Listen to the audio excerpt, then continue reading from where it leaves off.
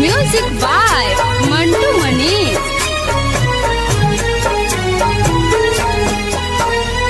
घाट सजैले देव झालर लगले तिबई सब बाड़ी जगले करता पुकार रथ चढ़ले तिबई सब बाड़ी जगले घाट सजैले देव झालर लगले तिबई सब बाड़ी जगले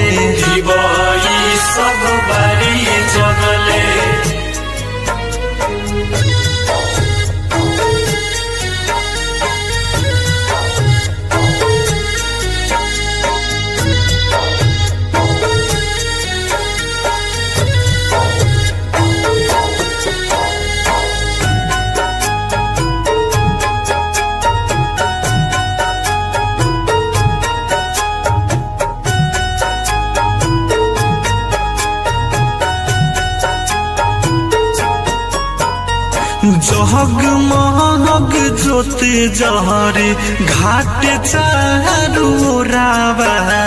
हाली से उगी देव होई गईल भोरावा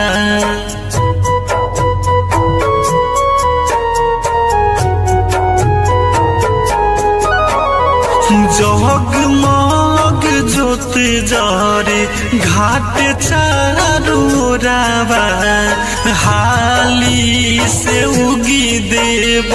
होई गईले भोरावा देदी दर्शन लागे ठंड मरले तिबई सब बाड़ी जगले घाट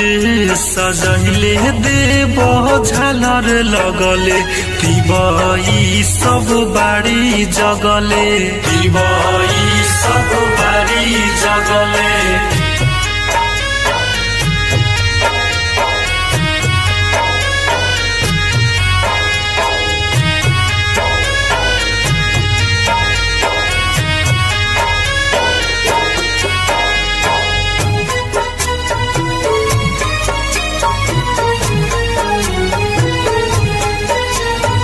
म्यूजिक बाय मंटू मनीष।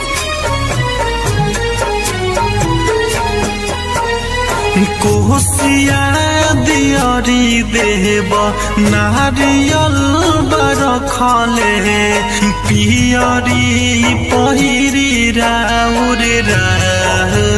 बझखले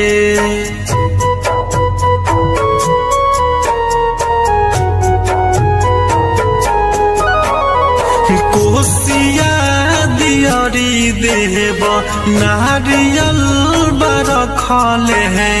पियरी पहिरी राउर